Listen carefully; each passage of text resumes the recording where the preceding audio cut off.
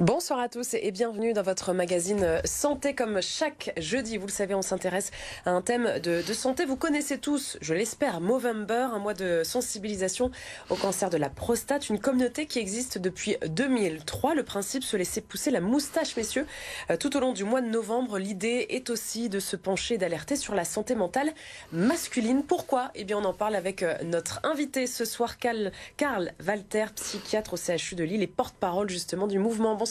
Bonsoir. Merci beaucoup d'être avec nous pour parler donc de la santé mentale masculine. On commence justement avec quelques chiffres. Des chiffres intéressants, 60 hommes se suicident chaque heure dans le monde et 29% des hommes ont déclaré que leur santé mentale s'était détériorée au cours de ces derniers mois. On va revenir sur le pourquoi dans un instant. Le mois de Movember donc permet de s'intéresser, je le disais, au cancer de l'homme chaque année, de briser les tabous, mais la santé mentale masculine. Pourquoi ce thème-là ? Pourquoi c'est important de s'y intéresser ? Alors pourquoi c'est important ? Pour plusieurs raisons. D'abord parce qu'il existe énormément de stéréotypes autour de la question de la santé mentale. On sait encore aujourd'hui que c'est compliqué pour les individus en général de parler de santé mentale. Il y a énormément d'idées reçues autour de cette question. Comme quoi, par exemple L'idée que les psychiatres c'est pour les fous, par exemple, et que le fou est quelqu'un de différent, est quelqu'un d'anormal, est quelqu'un de dangereux potentiellement. Donc forcément, on n'a pas envie d'être différent, on n'a pas envie d'être à la marge. Il y a ces idées-là encore. Il y a énormément d'idées reçues autour d'un certain nombre de troubles psychiatriques, comme la schizophrénie, la dépression. Beaucoup d'idées reçues aussi sur les traitements, sur les antidépresseurs, les neuroleptiques. Donc il y a d'une part effectivement ces écueils autour de la santé mentale, et ensuite on sait aussi qu'il y a un certain nombre de stéréotypes propres à la masculinité, tels que par exemple un homme, ça doit être fort. C'est ce que j'allais dire, pour un homme c'est encore plus compliqué. Exactement. D'aborder ce thème de santé mentale. Tout à fait, voilà, parce que encore une fois il y a des stéréotypes autour de... Il ne doit pas flancher en fait, exactement, l'homme, le papa...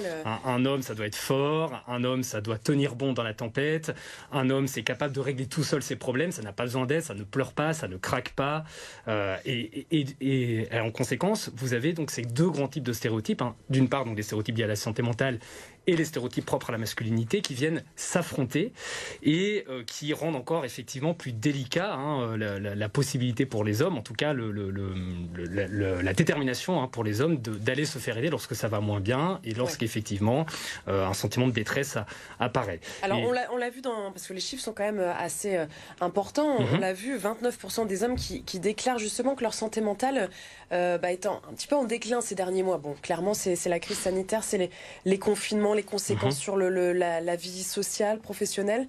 Alors, je me trompe il est important en santé mentale, et en particulier sur la question du suicide, mais en santé mentale d'une façon générale, de toujours retenir l'idée qu'il y a une multitude de facteurs qui sont impliqués dans la détresse psychique et dans la souffrance. Maintenant, il est vrai que la période que nous vivons est une période particulière. Anxiogène, qui peut amener effectivement un certain nombre de questions, un certain nombre de réflexions, et qui peut parfois effectivement renforcer une certaine souffrance, mais il ne faut pas limiter cette détresse psychique et ce renforcement effectivement de la détresse d'un certain nombre d'hommes uniquement à la question de la crise sanitaire. Il y a encore une fois une multitude de facteurs qui interviennent. Mais il n'y a pas que ça. Il n'y a pas que ça, et des facteurs de différentes natures qui associés entre eux peuvent effectivement favoriser la détresse. Maintenant, il est vrai encore une fois que... Vous suivez quel genre de patients justement au CHU de Lille ? Alors il y a les femmes évidemment, mais on le rappelle, vous êtes porte-parole du mouvement Movember, donc c'est important pour vous d'en parler. Quels sont les types de profils qui se présentent à vous dans les nouveaux patients peut-être ? Moi je travaille aux urgences, donc j'ai envie de vous dire que j'ai un peu tout type de profil. Maintenant en général, les gens qui consultent aux urgences, c'est des gens qui effectivement arrivent déjà un petit peu au bout du rouleau, qui sont effectivement en grande détresse et qui ont besoin d'aide tout de suite maintenant à cet instant-là. On sait ensuite effectivement que chez les hommes il y a un certain nombre de conduites à risque et de traits de caractère qui font qu'effectivement les hommes peuvent être plus vulnérables, notamment sur la question du suicide. On sait que les hommes ont tendance à être un peu plus agressifs, un peu plus impulsifs aussi. Ils passent à l'acte entre guillemets plus facilement que les femmes ? Encore une fois, je pense qu'il faut éviter de caricaturer. Maintenant, ce qui est vrai effectivement concernant la question du suicide, c'est qu'aujourd'hui en France, on a 3 fois plus de décès par suicide chez les hommes que chez les femmes. C'est une réalité. Encore une fois, c'est quand même parlant comme chiffre. Tout à fait. C'est parlant. C'est une différence qui est significative. Encore une fois, il n'y a pas une seule explication à cela, mais effectivement, on retrouve un certain nombre de facteurs de risque plus marqués chez les hommes que chez les femmes qui peuvent expliquer ces chiffres. Encore une fois, le fait effectivement que les hommes ont tendance à être, d'une façon générale, encore une fois, il ne faut pas non plus verser dans la caricature, mais ont tendance à être plus agressifs, plus impulsifs, consomment aussi plus de toxiques. On retrouve aussi davantage d'hommes dans des professions qui sont plus touchées par le suicide, comme les forces de l'ordre ou encore les agriculteurs. Donc c'est finalement tous ces éléments qui peuvent expliquer cela. On a une question intéressante d'un téléspectateur, Jonathan de Calais, qui se demande comment faire la différence entre un gros coup de blues et une réelle souffrance, j'imagine, à plus long terme. Effectivement, c'est une question qui est extrêmement intéressante et qui est même essentielle. À traverser un coup de blues à un moment donné, aller un petit peu moins bien, j'ai envie de vous dire, ça fait partie de la vie. On est des êtres humains, ça fait partie de la vie d'avoir des périodes où ça va bien et des périodes où ça va moins bien. Maintenant, là où il faut effectivement s'inquiéter, c'est lorsque cette souffrance entrave notre fonctionnement au quotidien, c'est-à-dire que lorsqu'on est triste tous les jours, lorsqu'on a du mal à éprouver des émotions positives tous les jours, telles que du plaisir, de la joie, de l'amour pour ses proches, quand on dort moins bien, quand on mange moins bien, quand on est obligé de consommer davantage d'alcool, de médicaments ou de toxiques pour se sentir apaisé. Et surtout, lorsqu'on exprime des idées suicidaires, qui est le signe d'alerte le plus important, si j'ose dire, là, effectivement, tous ces symptômes traduisent une souffrance réelle, significative, qui doit amener la personne à consulter rapidement un professionnel de santé et, si possible, effectivement, un psychiatre. Et quels sont justement les dispositifs immédiats pour les personnes qui ont besoin de parler, d'être écoutées? Alors moi, il y a un certain nombre de dispositifs effectivement qui existent. L'un de ceux qui me paraît essentiel effectivement de citer, qui a vu le jour il y a tout juste 2 mois, le 1er octobre, et qui est une ressource précieuse pour les gens notamment qui ont des idées suicidaires, c'est le 3114. Voilà, le numéro national de prévention du suicide, qui est vraiment un outil essentiel et qui permet de sauver des vies, qui a déjà sauvé des vies. Il est basé à Lille justement, pour la région Hauts-de-France, pour la région Île-de-France aussi. Alors c'est un projet qui est porté effectivement par le CHU de Lille. C'est un téléphone ensuite qui est national, c'est-à-dire qui couvre tout le territoire français, aussi bien métropolitain qu'au niveau des dom-toms, qui est joignable 24 heures sur 24 et 7 jours sur 7, et qui est destiné aux personnes qui ont des idées suicidaires, mais aussi, et c'est important de le préciser, à l'entourage de personnes qui ont des idées suicidaires. C'est-à-dire que si vous avez dans votre entourage des gens qui vous inquiètent, des gens que vous craignez de voir passer à l'acte, vous pouvez appeler ce numéro pour ces personnes. Et quel bilan justement au bout de 2 mois? Beaucoup d'appels?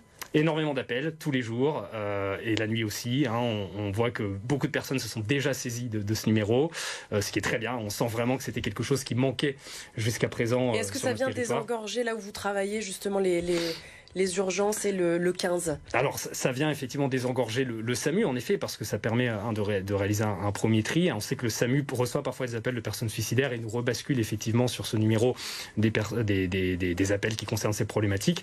Et effectivement, ça permet donc de se concentrer vraiment sur cette prévention et parfois d'amener des gens qui sont vraiment à risque de passer à l'acte, de les amener tout de suite vers le soin, de faire donc du coup intervenir le SAMU chez ces gens-là lorsque c'est nécessaire, et encore une fois donc de sauver des vies. Et vous, en tant que psychiatre, vous êtes là pour déterminer, j'imagine, un diagnostic? Est-ce qu'il y a besoin d'un traitement médicamenteux ou pas?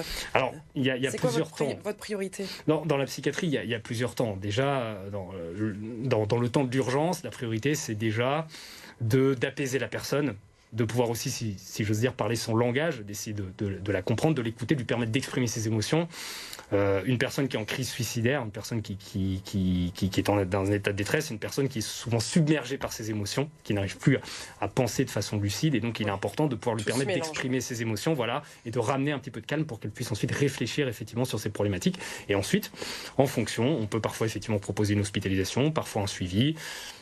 Mais ce sont des choses qui se définissent aussi en fonction effectivement de l'évaluation que nous faisons à l'instant T aux urgences. Difficile d'en dire beaucoup plus évidemment en quelques minutes ici. Merci beaucoup en tout cas Karl Walter d'avoir été notre invité. Vous restez avec nous pour la suite du magazine et de l'actualité.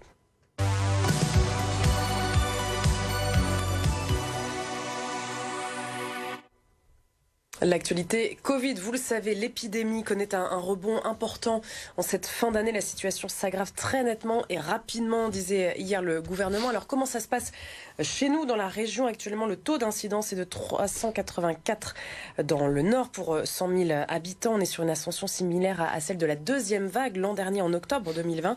Si le rythme de contamination ne diminue pas, eh bien, on risque fortement de dépasser la troisième vague de mars dernier dans les tout prochains jours dans le Pas-de-Calais. Vous le voyez, la situation est un petit peu moins forte. Le taux d'incidence actuel est de 286 cas pour 100 000 habitants. Alors, quelle incidence sur les hospitalisations? Puisque c'est ça qui nous intéresse, évidemment, la pression hospitalière.